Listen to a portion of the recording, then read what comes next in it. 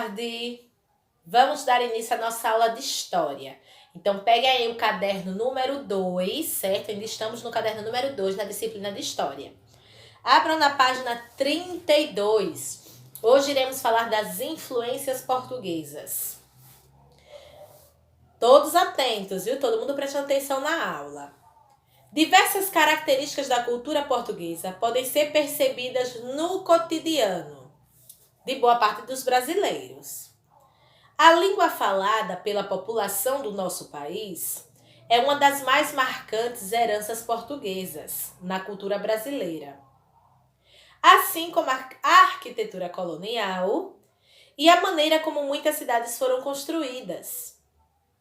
Outros aspectos da cultura portuguesa difundida no Brasil foi o preparo de variados pratos culinários, a crença do catolicismo, as lendas, as histórias e as cantigas de rodas tradicionais. Vamos falar agora um pouquinho do gosto do açúcar. Uma das primeiras atividades implantadas pelos portugueses na colônia foi a produção de açúcar. Isso nós falamos em aulas passadas, né? Eu acho que vocês devem estar lembrados. Na época, o produto era considerado um artigo de luxo na Europa, onde a cana encontrava terreno propício para o cultivo. Por outro lado, o imenso e fértil solo que hoje corresponde ao Brasil se mostrou favorável a esse tipo de agricultura. O sucesso do empreendedorismo do açúcar deixou marcas nos costumes dos brasileiros até os dias de hoje. Podemos dizer que os costumes de preparar todos os alimentos, todos os pratos de doces, é uma importante influência portuguesa. Entre as sobremesas que têm origem portuguesa estão o pão de ló, o quindim, a queijadinha, o papo de anjo e o pastel de nata, entre muitos outros doces, né, que está dentro da cultura portuguesa, que assim foi trazida para o Brasil e herdamos essa belíssima culinária e tão deliciosa, né, isso que está na mesa de muitos brasileiros nos dias de hoje. Aí na imagem vocês conseguem visualizar o pastel de Belém, né? Quem nunca ouviu falar do pastel de Belém? Então, quem nunca ouviu falar, estão aí, ó, alguns exemplos do pastel de Belém ou pastel de nata. É um doce típico português e pode ser encontrado em alguns restaurantes e em algumas padarias aqui no nosso país, no nosso Brasil. Vamos agora à página 33. Então, é diversa a cultura portuguesa, não é isso? Para a nossa herança, né, dentro da nossa cultura. Vamos falar agora um pouquinho das influências africanas. Falamos das influências portuguesas, vamos passar agora para saber o que tanto ganhamos, não é isso? Da cultura africana. Vamos falar um pouquinho da música, da dança e das festividades. Os africanos, eles participaram intensamente da construção da cultura brasileira ao longo da nossa história. Muitos exemplos de festividades, músicas e danças praticadas em diversas regiões do país que expressam a herança africana, podendo ser mencionado, né, isso algumas, como a congada, o jongo, o tambor de crioula e o maracatu. Além dessas festividades, muitas palavras incorporadas também dentro do nosso vocabulário, né, da língua portuguesa, são de origem africana. E exemplo de algumas palavras de origem africana no nosso vocabulário, por exemplo, é o fubá, moleque, cafuné, batuque e muitas outras palavras, né? Tem uma imensa diversidade de palavras dentro do nosso vocabulário e todas elas foram herdadas dos nossos irmãos africanos. Aí vocês veem duas cenas abaixo que vocês podem observar no livro de vocês, né? Da cultura africana. Uma delas é na culinária, que é o acarajé, que é um prato típico da Bahia e um dos elementos da cultura afrodescendente, que faz parte da identidade brasileira. Ao lado vocês conseguem ver o samba de roda do Recôncavo Baiano e é um dos nossos patrimônios culturais. Uma das mais marcantes influência dos africanos na cultura brasileira é o samba. Ele é um gênero musical que se originou de um ritmo tradicional. E um ritmo tradicional africano, claro, não é isso? Que ele era chamado de samba. O samba. Tia tá um pouquinho gripada, por isso tá limpando os olhos, que tá lacrimejando, mas vamos seguir em frente. Segundo alguns historiadores, a presença africana na Bahia deu origem ao samba de roda, lá em meados de 1600. O samba de roda está relacionado à capoeira e é acompanhado de berimbau, né? Que é aquele material, aquele objeto no qual faz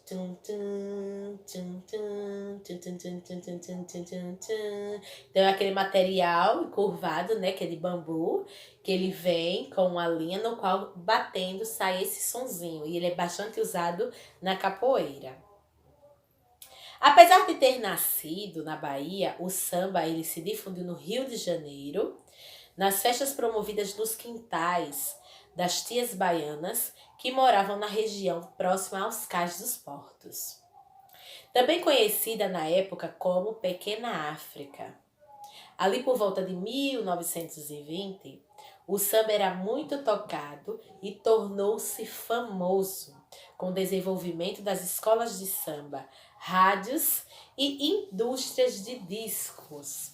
Então é muito vasta, gente, a cultura que ganhamos dos nossos irmãos africanos, não é isso? Tanto dentro da culinária, como dentro da cultura, como dentro das danças, do folclore. É uma cultura muito rica e que nos favoreceu muito na formação da nossa cultura brasileira. Aí na página 34, né, nós temos uma parte da geografia, que isso daqui é uma parte de leitura, que eu quero que vocês leiam, certo? Essa partezinha aí. Então, em casa, vocês verão aí o exemplo do mapa da África, para vocês conhecerem melhores os países, né? As cidades que existem ali dentro do mapa da África. E vocês verão aqui o mbira, que é um instrumento popular da África, que no Brasil ele é chamado de quilimba, de calimba, e quiçagem. Muitos historiadores acreditam que ele foi inventado na região onde hoje é o Zimbáue, há milhares de anos. Então, essa parte daqui é uma leiturinha que Tia quer que vocês façam em casa, certo? Para vocês terem conhecimento dessa parte da geografia dentro da nossa história. Vamos à página 35, meus amores. Vamos falar agora um pouquinho de outros povos que são os imigrantes. Então, não foi só no período colonial que o Brasil recebeu pessoas de outros países, como os africanos e como os europeus. Em 1870 e 1950, começaram a chegar ao país, séculos depois do início da colonização portuguesa, imigrantes e de várias partes do mundo. Então as pessoas começaram, gente, a sair dos seus países para vir para o nosso país. E não somente na época da colonização, não. Eles já vinham migrando, ou seja, eles já vinham saindo dos seus países para morar aqui nas nossas terras, né? Nas nossas terras brasileiras. Muitos vieram da Europa, como os alemães, os italianos, os poloneses, os espanhóis. Também vieram da África, como chineses e japoneses. Isso, ó. Tivemos também o pessoalzinho dos olhinhos rasgadinhos aqui, que são japoneses e chineses no nosso país. E até hoje nós encontramos muitos descendentes de japoneses, muitos descendentes de chineses aqui no nosso país. Também vieram do Oriente Médio, como os sírios, os libaneses. Esses povos também contribuíram, gente, para a formação do povo brasileiro. e trouxeram seus costumes e suas tradições, que foram incorporados no nosso dia a dia. Então, não somente dos africanos, não somente dos indígenas, mas de todos esses povos que imigraram, saindo dos seus países, vindo para o nosso país, eles trouxeram também muito conhecimento para a gente. Então, toda a nossa formação cultural, nós agradecemos a todos esses povos. Então, foi uma mistura vasta de conhecimento, de culturas, que formou, então, a nossa cultura brasileira. Temos aqui o hábito de comer pizza, por exemplo, e macarrão, que foi trazido pelos italianos. Então, não é originário do nosso país, não é originário do nosso povo. Nós herdamos isso dos italianos. Mamma mia! Comer massa, comer pizza. Também tem o yakisoba e o sushi, que foram trazidos pelos japoneses. Isso mesmo. A esfirra e o quibe, os árabes. Então, isso foi uma cultura dos árabes, lá da Arábia, que veio para o nosso país. Esse costume, então, de gostar de esfirra, gostar de quibes, nós aprendemos com eles, com os árabes. O pão sírio foi uma receita trazida pelos sírios, entre tantos outros exemplos.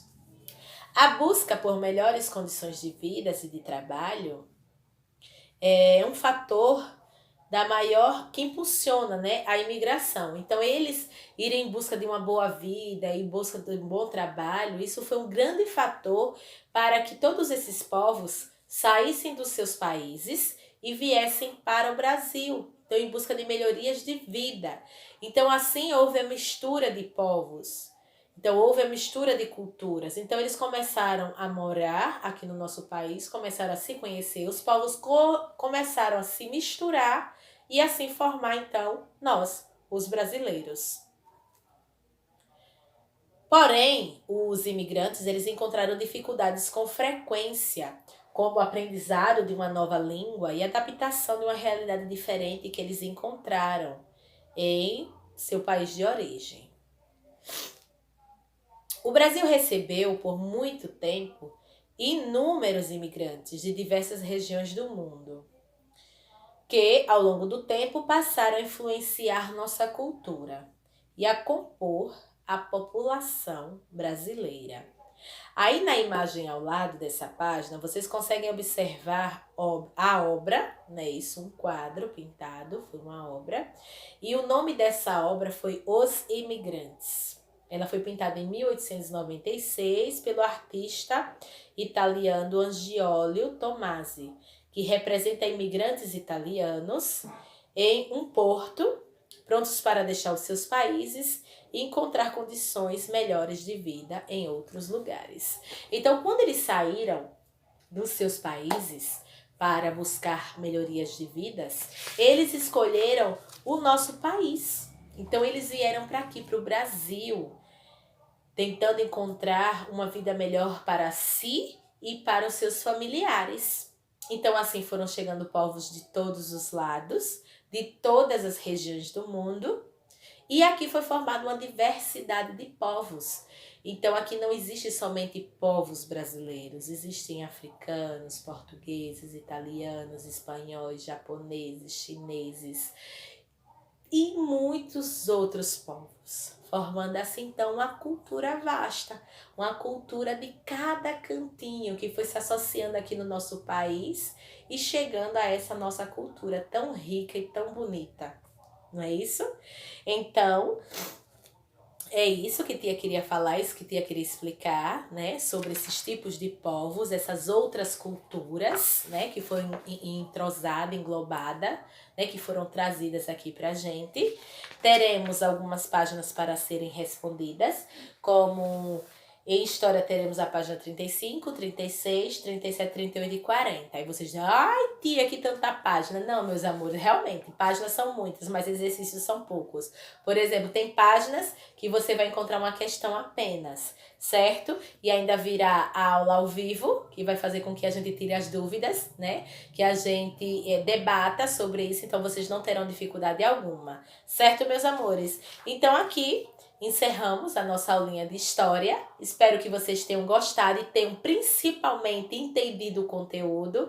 E qualquer dúvida, procura a tia Érica, dá uma ligadinha, manda uma mensagem que a tia tira rapidinho a dúvida de vocês, tá bom? Então, um grande beijo no coração e até a próxima aula. Tchau!